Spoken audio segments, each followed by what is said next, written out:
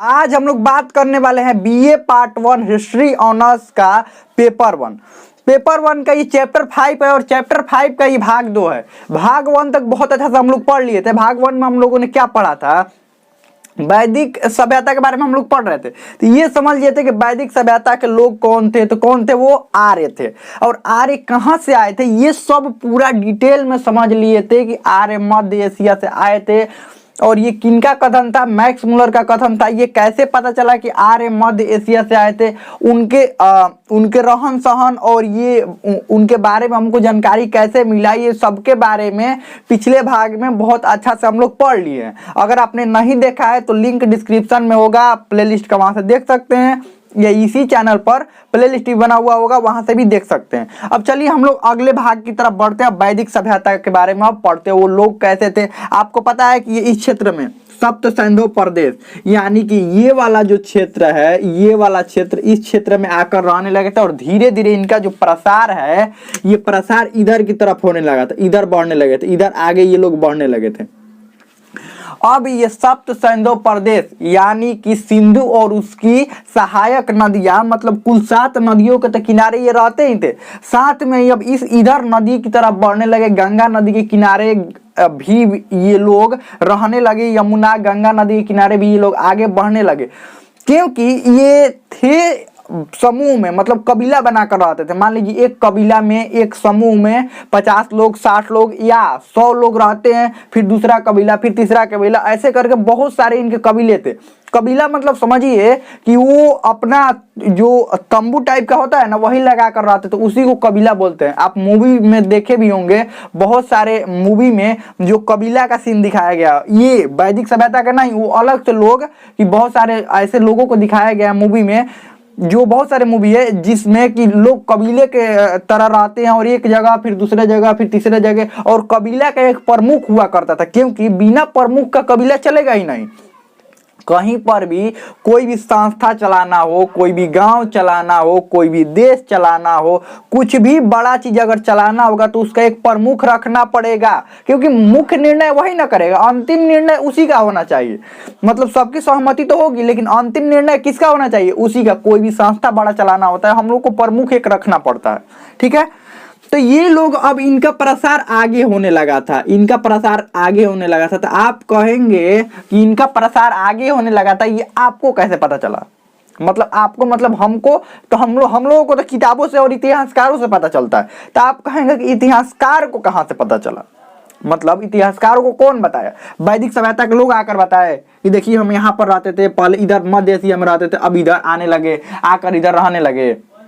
नहीं। देखिए कैसे पता चला। मुख्य रूप से इससे पहले सिंधु घाटी सभ्यता के लोगों के बारे में हम लोग को कैसे पता चलता है, किस तरह पता चलता है? उनके पुरातात्विक स्रोत, यानी उनके घरों को देखकर, उनके बर्तन को देखकर, उनके रहने वाले जो जगह थे, उनके स्नानागार, अन्नागार, उनके द्वारा उपयोग किए गए कुछ कपड़े के टुकड़े मिले हुए हैं, उनके उपयोग किए गए कुछ फैक्ट्री मिले हुए हैं, उनकी सड़कें मिली हुई है। इससे हम लोग अंदाजा लगाते हैं कि वो लोग कैसे थे, ठीक है।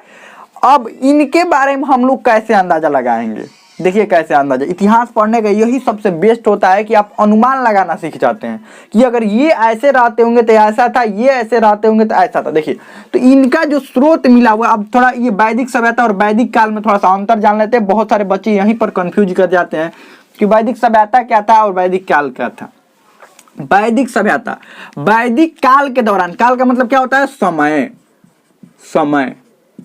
वैदिक मतलब इस समय वेदों की रचना हुई, इसीलिए उन लोगों को कोई और नाम नहीं दिया गया। पिछला वाला सिंधु घाटी सभ्यता और हड़प्पा सभ्यता कैसे नाम दिया गया, हम तो बताए थे कि पहले सिंधु घाटी नाम था, बाद में पता चला कि ये बहुत ज्यादा विस्तार में है, तो इसका शुरू वाला जो स्थल मिला था हड़प्पा, उसी के नाम पर रख दिया गया।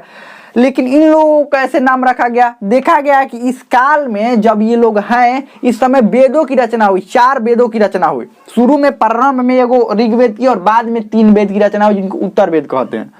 तो इसीलिए इस काल को क्या नाम रख दिया गया, वैदिक काल। क्या नाम रख दिया गया इस समय को, वैदिक काल। और इस समय जो सभ्यता उत्पन्न हुई, जो लोगों के द्वारा रहन सहन, उनके कार्य, ये सब सभ्यता के अंतर्गत आते हैं। जो सभ्यता उत्पन्न हुई उस सभ्यता को वैदिक सभ्यता कहते हैं। वैदिक काल को इसको 2 भागों में बांटा गया, जैसे पाषाण काल को हम 3 भागों में बांट कर देखते हैं। कि शुरू में पूरा पाषाण काल, फिर मध्य पाषाण काल, फिर नव पाषाण काल, 3 भागों में, क्योंकि उनके मतलब उनके वृद्धि विकास के आधार पर, कि शुरू में ज्यादा वृद्धि विकास नहीं किए, बीच वाला भाग में थोड़ा सा किए, और अंतिम में नव पाषाण काल में सबसे ज्यादा वृद्धि विकास किए, इसीलिए उसको कितने भागों में बांट दिया जाता है, 3 भागों में। ठीक वैसे ही इनकी रचना के आधार पर, ये वेद की रचना के आधार पर इनको 2 भागों में बांट दिया जाता है। शुरू वाला जो काल है इस समय को ऋग वैदिक काल कहते हैं, और बाद वाला जो काल है इस समय को उत्तर वैदिक काल कहते हैं, और दोनों को मिलाकर यहाँ से लेकर यहाँ तक ये सबको कौन सा काल कहते हैं? वैदिक काल। अगर वैदिक काल आपसे पूछा जाएगा तो आप कहेंगे कि 1500 से लेकर 600 ईसा पूर्व के बीच वैदिक काल था। ये वैदिक काल का समय कब से कब तक था? 1500 से लेकर 600 ईसा पूर्व तक, और इसी में 2 गो है। अब इसी में 2 गो काल है, कब से? उत्तर वैदिक काल और ये ऋग वैदिक काल और उत्तर वैदिक काल। 1500 से 1000 ऋग वैदिक काल और 1000 से 600 ईसा पूर्व तक उत्तर वैदिक काल, और दोनों को जब मिला देते हैं तो ये दोनों कौन सा वैदिक काल हो जाता है। अब इसको ऋग वैदिक काल नाम क्यों रखा गया? क्योंकि इस काल में ये कितना, देखिए कितना का समय है, 500, लगभग 500 ईसा पूर्व, यानी 500 साल का ये समय हो रहा है ना, इसके बीच में 500 साल में एक वेद की रचना हुई, ऋग वेद की, और बाकी ये 400 सालों में 3 वेद की रचना हुई। कौन कौन? यजुर्वेद, सामवेद और अथर्ववेद। तो बाकी 3 वेदों को उत्तर वेद कहते हैं और शुरू वाला को ऋग वेद कहते हैं। ऋग वेद इसका नाम ही रख दिया गया वेद के, क्योंकि एक ही वेद रचना हुआ, और इसका स्रोत, अब समझिए, हम बात कर रहे थे कि ये पता कैसे चला, तो उसको स्रोत बोलते हैं। मतलब ये आपका जानकारी का क्या स्रोत है? तो सिर्फ एक ही स्रोत है कि इस काल में ऋग वेद की रचना हुई। किस वेद की रचना हुई? ऋग वेद। ऋग वेद। अब ऋग वेद को ही समझकर, पढ़कर, समझकर उसी से पता लगाया जाता है कि इस समय के लोग कैसे थे। इसके मंत्रों द्वारा, ऋग्वेद में जितने भी मंत्र का उल्लेख है ना, उन मंत्रों द्वारा पता लगाया जाता है कि उस समय के लोग कैसे थे। आप कहेंगे कि मंत्र द्वारा कोई कैसे पता लगा सकता है? देखिए, मंत्रों द्वारा इस तरह पता लगाया जाता है कि उस मंत्रों में, ये सारे मंत्रों में उस समय के वहां के आसपास की नदियों का वर्णन है कि ये नदी है, मंत्र में नदियों का वर्णन है, उस समय के प्राकृतिक वातावरण का वर्णन है, पहाड़ों का वर्णन, यहाँ तक हिमालय का भी नाम है। और ऋग्वेद में लगभग 25 से ज्यादा नदियों का नाम है, इसके आसपास के सब 25 से ज्यादा नदियों का नाम है। और ये सब, तो आप बताइए कि जब ये नदी का नाम आ गया और हिमालय पर्वत का नाम आ गया, तो हम क्या मानेंगे कि इधर रहते थे और हिमालय पर्वत के इधर नाम रखे हैं? इधर नहीं ना, इधर रहते थे, और जो नदियों का नाम, यानी उसी के आसपास, नदी के आसपास ये रहते होंगे। और मुख्य रूप से ये ईश्वर से किस चीज की, ये मंत्र, इसमें जो वर्णन है, उस मंत्रों से क्या पता चलता है कि ईश्वर से ये क्या मांग रहे हैं। अगर ईश्वर से ये मांग रहे हैं कि समय पर वर्षा हो, प्रकृति अच्छा रहे, घासों का मैदान अच्छा रहे, नदियों में हमेशा पानी रहे, ईश्वर से ये मांग कर रहे हैं, तो ये लोग क्या हो सकते हैं? क्या ये कृषक और पशुपालक ही हो सकते हैं? अगर पशु प्राप्ति की बात कर रहे हैं कि हाँ हमारा पशु प्राप्ति हो, तो ये किस चीज के बताइए? तो ये किस इनका जो इनका उस समय का जीवन था वो कैसा होगा? पशुपालक और कृषक होंगे, तभी तो ईश्वर से ये मांग रहे हैं। नहीं तो बिजनेसमैन ईश्वर से ये क्यों मांगेगा? बताइए, बिजनेसमैन तो कुछ और मांगेगा ना। अगर कोई बिजनेस कर रहा है तो कुछ और कहेगा, या कुछ और काम। राजा ये सब क्यों मांगेगा कि समय पर वर्षा हो? राजा तो पहले युद्ध जीतने के लिए कहेगा ना कि हम युद्ध, बाद में ये लोग भी राजा बने, ध्यान रखिएगा, बाद में ये लोग राजा बनेंगे, अभी नहीं।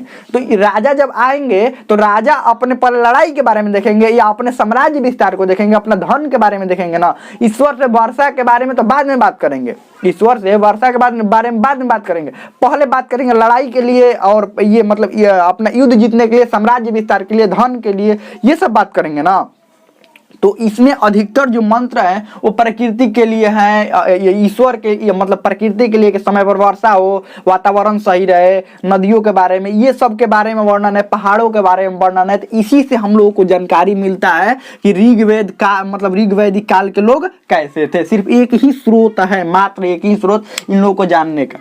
तो इसमें वर्णन, तो हम लोग ये अनुमान लगाते हैं कि इनकी सभ्यता ग्रामीण थी, और शुरू में ये लोग पशुपालक थे। क्या थे? पशुपालक। अब बाद में, शुरू में पशुपालक थे, बाद में ये लोग कृषक बन गए। क्या बन गए? कृषक बन गए, यानी कि कृषि करने लगे। बाद में ये लोग कृषि करने लगे, फसल उपजाने लगे। इस तरफ आए ना, तो देखे कि बहुत अच्छा मैदान है, ये पानी भी है। तो इनको देखिए अब धीरे धीरे इनका जनसंख्या बढ़ने लगा, तो जनसंख्या बढ़ेगा तो कोई जंगलों पर कितना निर्भर रह सकता है। मान लीजिए पशुपालन, ये लोग पशुपालन करते थे, पशुओं से दूध मिलता था इनको, और भी बहुत सारी मतलब अपना पशु से सामान ढुलवाने का भी काम करते थे, बहुत सारा काम करते थे। लेकिन भोजन तो चाहिए ना, दूध से सिर्फ काम चल जाएगा नहीं, ये आसपास जो फल है उससे काम चल जाएगा नहीं। तो ये लोग का जनसंख्या अब बढ़ने लगा, जब जनसंख्या बढ़ने लगा तो इनको कृषि की जरूरत पड़ी, तो धीरे धीरे ये लोग क्या करने लगे, कृषि करने लगे। और कृषि जब करने लगे तो ये लोग अस्थायी रहने लगे, अब इधर उधर नहीं टहलते थे। इधर से टहल कर इधर क्यों आए थे, कृषि कर रहे थे तो अब नहीं, पशुपालक थे तो चलकर इधर आए थे। अगर कृषक होते तो यहीं पर रह जाते। कृषक हमेशा अस्थायी जीवन जीता है, अस्थायी जीवन ना रहिएगा, फसल यहाँ पर लगाइएगा, घूमने यहाँ पर आइएगा, पता चलेगा फसल, खेत सहित फसल सब गायब हो जाएगा, जानवर कोई खा जाएगा, कहीं नष्ट हो जाएगा, कुछ हो जाएगा। क्योंकि आप देखिएगा जब किसान जब भी फसल लगाता है ना, तो उसके बाद फसल लगाने के बाद ये नहीं कि धान का अगर फसल अभी धान का मौसम है तो धान नॉर्मली 3 से 4 महीना, लगभग 3 से 4 महीना में तैयार हो जाता है। तो 3 से 4 महीने में तैयार होता है, तो ऐसा थोड़े होता है कि फसल लगा दिया किसान और उसके बाद फिर 4 महीने बाद खेत पर पहुंच रहा है, ऐसा थोड़े होता है। किसान जब फसल लगा देता है ना, तो हर 10 दिन 15 दिन या लगभग हर रोज किसान क्या करता है, खेतों की तरफ घूमने जाता है कि कहीं पर पानी की तो कमी नहीं हो गई है ना, कहीं कुछ और नहीं ना, फसल तो ठीक है ना, कहीं कुछ दिक्कत तो नहीं है ना, ये सब देखने जाता है किसान। मतलब अस्थायी जीवन जिएगा, वहां पर रहेगा, तभी तो ये देखने जा पाएगा। तो ठीक वैसे ही ये लोग अस्थायी जीवन क्या करने लगे, जीने लगे। ठीक है, पशुपालक से अब लोग ये लोग कृषक बनने लगे, और धीरे धीरे ये लोग गांवों का, मतलब अब एक जगह रहिएगा, जनसंख्या बढ़ेगा तो उसको क्या कहेंगे, गांव ही ना कहेंगे, शहर थोड़े कह देंगे। शहर कब कहते हैं कि विकसित देखते हैं कि नगर बना हुआ है, पिछला सिंधु घाटी सभ्यता वाला नगर अच्छा बसा हुआ था, अच्छी नाली आती, अच्छी सड़कें थी, स्नानागार था, अन्नागार था, मतलब अच्छी व्यवस्थाएं थी, सब चीज अच्छा था, चारों तरफ से दुर्ग से घिरा हुआ था, ये सब चीज बहुत अच्छा था, तो उसको शहर कह दिए। लेकिन ये छोटे छोटे झोपड़ी बनाकर रहते थे, बांस के सहारे, ये सब के सहारे अपना घर बनाते थे, मिट्टी का, कच्चा मिट्टी का मकान होता था। तो बताइए इनको ग्रामीण सभ्यता कहेंगे या शहरी सभ्यता? इनके ग्रामीण सभ्यता कहेंगे। धीरे धीरे गांव बसने लगे। गांव कैसे बसे? पहले पशुपालक थे, कृषक होने लगे, और जब कृषक होने लगे तो एक बस्ती बना, 2 ऐसे करके घर बनाने लगे। और जब ये घर बनने लगेगा तो इसको क्या कहेंगे? जब इतना घर बन जाएगा और वो भी कच्ची मिट्टी का घर देखेंगे, एक जगह 40-50 को घर देख लेंगे कच्ची मिट्टी का, तो उसको गाँव कहेंगे कि शहर? ये नॉर्मल सी बात है कि आप गाँव कहेंगे। क्या कहेंगे? गाँव। ठीक है, अब ये लोग गांव, यानी कि इनकी सभ्यता कैसी थी? ग्रामीण। ये कहीं अलग से, देखिए इतिहासकार कहीं अलग से नहीं कहते। इतिहासकार कौन होते हैं?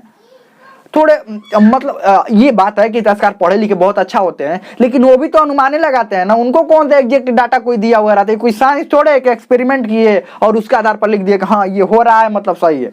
क्रिया के प्रति प्रतिक्रिया, न्यूटन का जो तीसरा नियम है, क्रिया के प्रति प्रतिक्रिया होने वाला, ये सामने दिखाई दे रहा है, तो ये बात सही है, न्यूटन ने सही बात कहा कि मतलब ये सामने दिखाई दे रहा है। लेकिन ये तो सामने दिखाई नहीं ना दे रहा है, इतिहास वाला, उस तो अनुमाने लगाया जाता है, ये ऐसा होगा तो ऐसा होता होगा, ऐसा होता होगा। तो ये सभ्यता इनकी कैसी थी? ग्रामीण। देखिए आप ही लोगों को समझ में आ रहा है। देखिए पशुपालक से कृषक बने, कृषक होंगे तो कौन सा सभ्यता होगा? ग्रामीण सभ्यता। अब इनकी ग्रामीण सभ्यता थी। लेकिन जो ऋग्वेद में बातें मिलती है ईरानी भाषा, यानी कि मध्य एशिया में, मध्य एशिया मतलब एशिया के मध्य भाग में, इधर मध्य एशिया वाले क्षेत्र में ईरान भी आता है। तो ईरानी ग्रंथ में अवेस्ता एक ग्रंथ है, ईरानी ग्रंथ है एक अवेस्ता, ईरानी ग्रंथ जिसका नाम है अवेस्ता। अवेस्ता ऋग्वेद की बहुत सारी बातें इसमें मिलती है अवेस्ता में।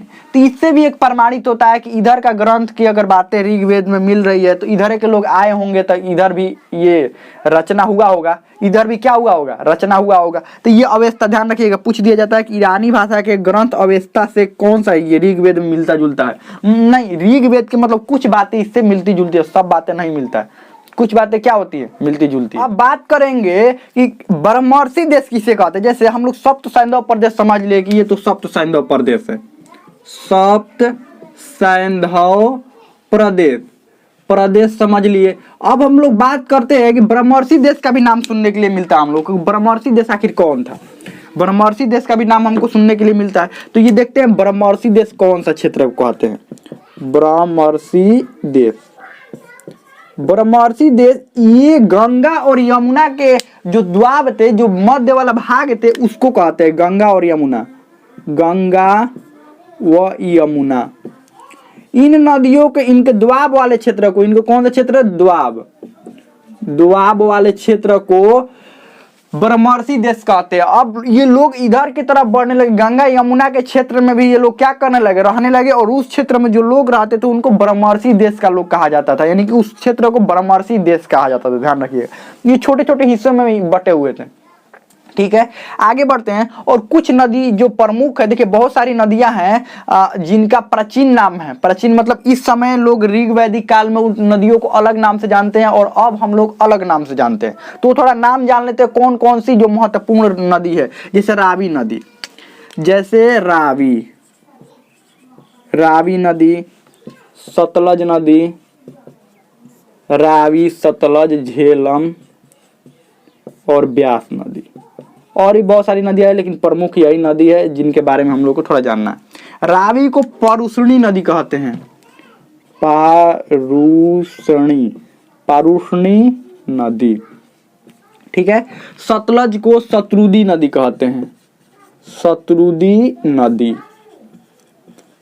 ठीक है, झेलम को देखिए, झेलम को जो नदी कहते हैं वो वितस्ता है। वितस्ता, वितस्ता नदी। और ब्यास को विपाशा, विपाशा। बहुत सारे बच्चे बहुत सारी नदियों के नाम याद रख, यही महत्वपूर्ण है। ये अब का नाम है, मतलब अब का नाम है, वर्तमान समय का नाम है ये, वर्तमान ये है, नीचे दिखाई देगा, हाँ वर्तमान, वर्तमान। और ये जो नाम है वो प्राचीन नाम है। कौन सा नाम है? प्राचीन नाम, प्राचीन नाम। पुराना समय में कुछ नाम अलग है। देखिए बहुत सारे चीजों का नाम बदलता है ना, अभी बहुत सारे स्टेशन के नाम बदले गए हैं, बहुत सारे जो शहरों के नाम बदले गए हैं। प्राचीन समय में कुछ और नाम था, अब कुछ हम लोग और बदल लिए। लोग अपनी जरूरत के हिसाब से नाम बदल देते हैं, क्या दिक्कत है? जरूरत के हिसाब से लोग, अगर पुराना वाला नाम अच्छा लग रहा है ठीक है, नहीं तो नया बदल देंगे। जिसका शासन होगा वो अपना नाम तो बदलेगा ही। तो जो देखिए, अब देखिए नदी का भी नाम बदल गया। पुराने समय में कुछ और नदी का नाम था, अब कुछ और नदी का नाम है। भाषा भी हमेशा बदलता रहता है। पहले कुछ और लोग भाषा बोलते थे, बहुत ज्यादा भाषा जानते थे, अब कुछ और लोग। हाँ, इनका भाषा संस्कृत है, ध्यान रखिएगा। मतलब गाँव में तो रहते थे लेकिन संस्कृत भाषा जानते थे, ध्यान रखिएगा। क्योंकि उस समय देखिए बात ये नहीं होता है कि हम लोगों के लिए ना संस्कृत होता है कि मतलब संस्कृत देखिए सीख पाते हैं, सीख जाएंगे, बहुत अच्छा सीखेंगे। लेकिन बहुत सारे लोग संस्कृत सीख नहीं पाते हैं, उनको लगता है अरे कितना भारी है। भारी कुछ नहीं है। अगर लोग सभी लोग बोलने लगे, सब लोग समझने लगे तो संस्कृत जरूर सीख जाएंगे। देखिए वेद जो है वो किस में रचना हुआ है? संस्कृत में ही रचना हुआ है। ये जो संस्कृत को देवताओं की भाषा मानी जाती है, समझ लीजिए इतने पवित्र भाषा माना जाता है संस्कृत को। संस्कृत को देवताओं की भाषा मानी जाती है। तो संस्कृत सीख सकते हैं, सीखने में क्या दिक्कत है? भाषा से कोई भी भाषा सीख सकते हैं, अगर जरूरत पड़े तो कोई भी भाषा सीख सकते हैं। तो ये प्राचीन नाम है, ये याद रखिएगा। अब इनके बारे में थोड़ा सा जानना शुरू करते हैं, इनके सामाजिक जीवन के बारे में। किसी भी अब ऋग वैदिक काल के लोगों के बाद सामाजिक जीवन के बारे में जानेंगे। इतना लिख लिए, इतना लिख लीजिए और उसके बाद हम लोग आगे बढ़ते हैं। चलिए, ऋग वैदिक काल के लोगों के थोड़ा सामाजिक जीवन, किसी के बारे में भी जानना है ना, तो सामाजिक जीवन, आर्थिक जीवन, राजनीतिक जीवन, सामाजिक, आर्थिक, राजनीतिक और धार्मिक, 4 जीवन उसके जान जाइए, समझ जाइए, उसके पूरा मतलब पूरा उसके बारे में समझ जाइएगा। अब इसके थोड़ा सामाजिक जीवन के बारे में देखते हैं, इनका समाज कैसा था। ये ऋग वैदिक काल की बात कर रहे हैं अभी। इनका सामाजिक जीवन पहले देख लेते हैं, सामाजिक जीवन कैसा था। सामाजिक जीवन, सामाजिक जीवन। तो सामाजिक जीवन की बात करें तो इनका समाज पहले देखते हैं, किसी भी समाज को देखते हैं कि मात्र सत्तात्मक है या पितृ सत्तात्मक, दोनों में से कोई एक ही होता है। ये नहीं कि दोनों नहीं होता, सम्मिलित रूप से अभी तक इतिहास में देखा गया है कि दोनों में से कोई एक ही होगा, या तो मात्र सत्तात्मक होगा, या माता का ज्यादा वैल्यू होगा समाज में, या पिता का ज्यादा वैल्यू होगा। दोनों मतलब शासन के प्रमुख, घर के प्रमुख या तो माता होंगे या पिता होंगे, दोनों में से कोई एक ही होता है। ऐसा नहीं कि दोनों को बराबर का अधिकार नहीं मिलता। कभी भी देखिएगा शासन कोई एक ही चलाता है ना, 2 लोग कैसे शासन चला सकते हैं? सकते हैं, कोई भी एक ही शासन चलाता है, या तो माता चलाएंगी शासन या पिता चलाएंगे शासन, दोनों में से किसी एक का निर्णय ही सर्वमान्य माना जाता है, ध्यान रखिएगा। ये सही भी है, अगर मान लीजिए दोनों का अगर बात का वैल्यू बराबर होने लगे तो क्या होगा, हम ये नहीं कर रहे कि माता का वैल्यू ज्यादा होना चाहिए कि पिता का वैल्यू ज्यादा होना चाहिए, ऐसा होना चाहिए कि दोनों में से थोड़ा सा कोई एक ऊपर होना चाहिए, ताकि अगर दोनों की बात मान लीजिए दोनों का वैल्यू बराबर रखे और ये कह रहा है कि ये होगा, ये कह रहा है ये होगा, लो कुछ होगा ही नहीं।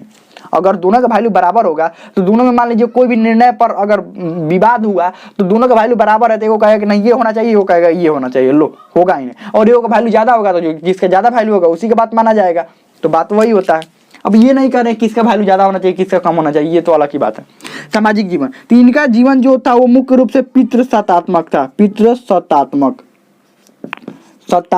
था, यानी कि पिता ही प्रमुख होता था। ये समाज का मतलब ये घर का प्रमुख पिता ही होता था, क्योंकि अब ये लोग गाँव में रहने लगे थे। और पितृसत्तात्मक था, तो इसका मतलब ये नहीं था कि माता का वैल्यू बहुत कम था, माता की वैल्यू ठीक ठाक था, यानी महिलाओं को भी बराबर का सम्मान दिया जाता था समाज में। पितृसत्तात्मक था। और परिवार की बात करें तो परिवार दो तरह का होता है, एक तो एकल परिवार होता है, आपको पता ही है कि परिवार दो तरह का, एक तो एकल परिवार मतलब पति पत्नी और बच्चे होंगे, वो एकल परिवार हो गया। और संयुक्त परिवार क्या होता है कि उसमें सभी लोग होते हैं, घर के जो बड़े हो गए, जो दादा हो गए, जो पिता हो गए, माता हो गई या उनके भाई हो गए, मतलब सभी लोग जो संयुक्त रूप से रहते हैं उसको संयुक्त परिवार कहते हैं। आप अभी भी देखिए गाँव में अधिकतर संयुक्त परिवार मिलेगा, गांव में भी एकल परिवार होता है, ऐसा नहीं गांव में सब संयुक्त परिवार है, कि अधिकतर देखा जाता है गांव में जो है वो संयुक्त परिवार ही रहता है। अब तो एकल परिवार भी होने लगे, और शहरों में मुख्य रूप से एकल परिवार देखा जाता है। तो इसका कारण क्या, उस समय सभी लोग संयुक्त परिवार में रहते थे। कौन सा परिवार, संयुक्त परिवार, संयुक्त परिवार, संयुक्त मतलब सभी लोग एक साथ रहते थे, संयुक्त परिवार। अब देखिए संयुक्त परिवार है कि एकल परिवार है, ये समाज के ऊपर निर्भर करता है। देखिए ये एकल परिवार और संयुक्त परिवार में क्या होता है, ये संयुक्त परिवार उस समय इसलिए था कि सभी लोग एक ही काम करते थे, सभी का आय का स्रोत एक ही था, कृषि और पशुपालन करते थे सभी लोग, तो फिर डिफरेंस कैसे होगा, और सभी लोग एक ही जगह पर रहते थे। ये नहीं किसी का काम करने के लिए यहाँ जाना होगा, किसी को यहाँ किसी को यहाँ। अब मान लीजिए एक ही के घर के लोग हैं, किसी को दिल्ली में नौकरी लगा है, एगो कोलकाता में है, एगो पटना में, तो संयुक्त परिवार कैसे होगा।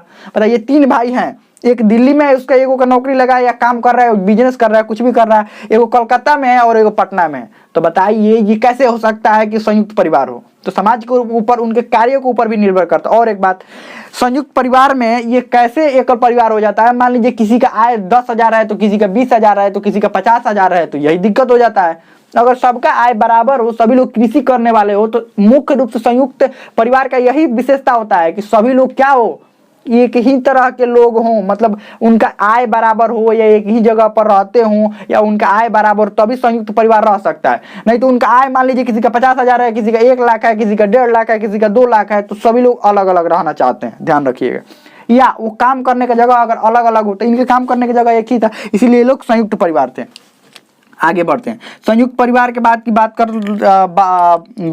करते हैं कि इनका रहन सहन कैसा था, इनके मतलब ये लोग समाज में क्या करते थे। महिलाओं को भी यज्ञ करने की अनुमति था,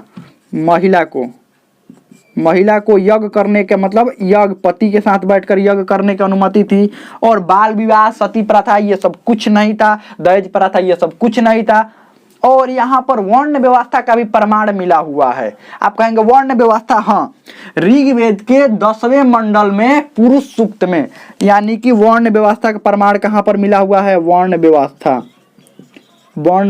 का प्रमाण मिला हुआ है ऋग्वेद के 10वें मंडल में, 10वें मंडल के पुरुष सूक्त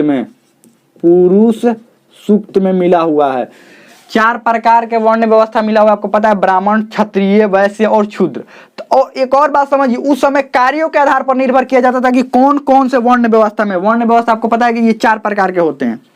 ये वर्ण व्यवस्था 4 प्रकार के कौन कौन, ब्राह्मण, क्षत्रिय, वैश्य और शूद्र। क्षुद्र। अब इसमें क्या था कि ये कार्यों के आधार पर एक ही घर में 4 वर्ण व्यवस्था के लोग रहते थे।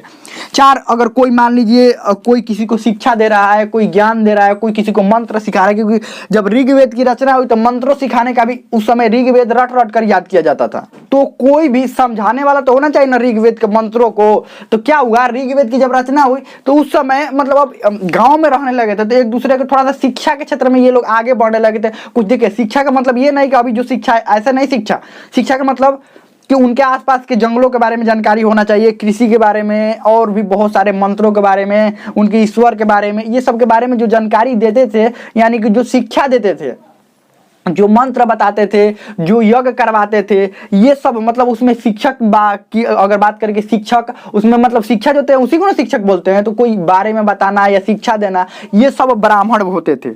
या जो यज्ञ करवाते थे, जो मंत्र बोलते थे, क्योंकि उस समय मंत्र भी बोले जाने लगे थे, क्योंकि कृषि के लिए मान लीजिए कोई कृषि के लिए यज्ञ करवाने लगा था, और भी बहुत सारे पशु प्राप्ति के लिए ये सब यज्ञ, तो वो सब ब्राह्मण होते थे, जो मंत्र और शिक्षा देते थे, जो शिक्षक होते थे वो ब्राह्मण।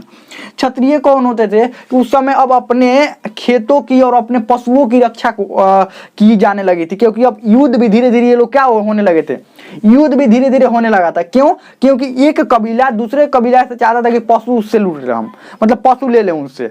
ये कबीला मान लीजिए इधर 10 पशु है, उधर 2 गो है, तो चाहता था कि इधर से 10 पशु हम ले ले, तो लड़ाई बीच में हो जाएगा। तो ये जो लड़ाई करते थे, जो सैनिक भी उस समय, अब धीरे धीरे सैनिक भी होने लगे थे, कबीला के जो प्रमुख होता था उसको भी लड़ना पड़ता था अपने कबीला के लिए, तो ये क्षत्रिय होते थे। वैसे में क्या आ जाते थे, अब धीरे धीरे उनके बीच अब व्यापार भी धीरे धीरे बढ़ने लगा था। मान लीजिए आवश्यकताएं बढ़ी तो व्यापार बढ़ा, और भी बहुत सारे कृषक जो होते थे, जो कृषि करने वाले हो गए, या इस समय ये सब वैसे में आ जाते थे। और क्षुद्र में कौन आते थे, अब क्षुद्र में कौन आ जाते थे, जो मजदूरी उसमें करने लगे थे। क्योंकि अब ये मत सोचिए कि ये लोग अब नॉर्मल लोग रह गए थे, नहीं, धीरे धीरे ये लोग अब क्या होने लगे थे, बढ़ने लगे थे, धीरे धीरे अब बढ़ने लगे। तो क्षुद्र में कौन आ गए थे, जो उसी में मजदूरी करते थे या और भी काम करते थे। वो मतलब छोटे नहीं काम कर सकते, मजदूरी छोटा काम थोड़े होता है, कोई भी काम छोटा बड़ा नहीं होता है, वो तो अपने क्षमता और आवश्यकता के और ज्ञान के अनुसार लोग अपना अपना काम करते हैं। तो जो उसमें मजदूरी करने लगे थे और भी काम करते थे, नॉर्मल वाला काम जो करते थे, वो सब क्षुद्र हो जाते थे। अब एक ही घर में 4 लोग भी हो सकते थे, कि मान लीजिए कोई शिक्षा दे रहा है, कोई सैनिक है उसी घर में, कोई उसी में कृषक है, कोई उसी में मजदूरी कर रहा है। तो एक ही घर में 4 वर्ण के लोग हो सकते थे, या 4 वर्ण के लोग थे भी। ऐसा नहीं था कि आपके काम के आधार पर आपका वर्ण बांट दिया गया, और एक मान लीजिए पिता से जन्मा, अगर वैश्य के घर में जन्मा है तो वैश्य ही होगा, क्षुद्र के घर में जन्मा है क्षुद्र ही होगा, ऐसा कुछ नहीं था शुरू में। ध्यान रखिएगा, ये वर्ण व्यवस्था का क्रम था। ठीक है, ये वर्ण व्यवस्था ऐसे था। अब इनके थोड़ा सा पोशाक के बारे में बात कर लेते हैं कि ये लोग कपड़ा कैसे पहनते थे। तो सूती, ऊनी, ये सब इनका कपड़ा के बात था, सूती और ऊनी। इसको मिटा देते हैं, इसको यहाँ से मिटा देते हैं। सूती और थोड़ा सा इनके वस्त्र के बारे में बात कर लेते हैं। वस्त्र के बारे में सूती और ऊनी, वस्त्र की बात करें तो सूती और ऊनी, सूती और ऊनी वस्त्र पहनते थे। आभूषण भी ये लोग धारण करते थे, आभूषण धारण करते थे, ध्यान रखिएगा, आभूषण भी धारण करते थे। आभूषण धारण करने का मतलब ये सब अब धीरे धीरे काम करने लगे थे, ये बहुत अब आगे बढ़ गए थे। ऐसा मत सोचिए कि नॉर्मल लोग थे, अब ये नॉर्मल थे, नॉर्मल वाला बात नहीं था इनके अंदर। अब बहुत ये लोग क्या हो गए थे, आगे बढ़ गए थे, इनका समाज बहुत आगे बढ़ गया था। हाँ, और यहाँ पर मतलब ये समाज में अब धीरे धीरे ये लोग ऐसे विकसित होने लगे थे कि अब धीरे धीरे कबीला का राजा, अब कबीला का जो प्रमुख था, अब धीरे धीरे राजा बनने की ओर अग्रसर होने लगा। एक कबीला 3-4 को कबीला का अपने अंदर, मान लीजिए एक यहाँ समझिए ऐसे, ये कबीला है, ये कबीला है, ये कबीला, ऐसे ऐसे गांव बनाकर अपना लोग रह रहे हैं। तो इस कबीला का जो प्रमुख है इस पर हमला कर दिया, और इस कबीला के जो प्रमुख का काम निपटा दिया, तो अब ये भी कबीला इसी के अंतर्गत आ गया। फिर इसको किया तो इसको भी निपटा दिया, तो ये अब इतना क्षेत्र में इसका हो गया। तो ऐसे ही धीरे धीरे ये राजा बनने की ओर क्या होने लगे, अग्रसर होने लगे। अब इसके बाद हम लोग अगले भाग में बात करेंगे इससे आगे, हमें लगता है समझ में आ गया होगा। इससे आगे हम लोग अगले भाग में बात करेंगे। अब इसमें कोई भी डाउट हो, कोई भी क्वेश्चन हो, आप कमेंट में पूछ सकते हैं, हमें तो समझ में आ गया होगा।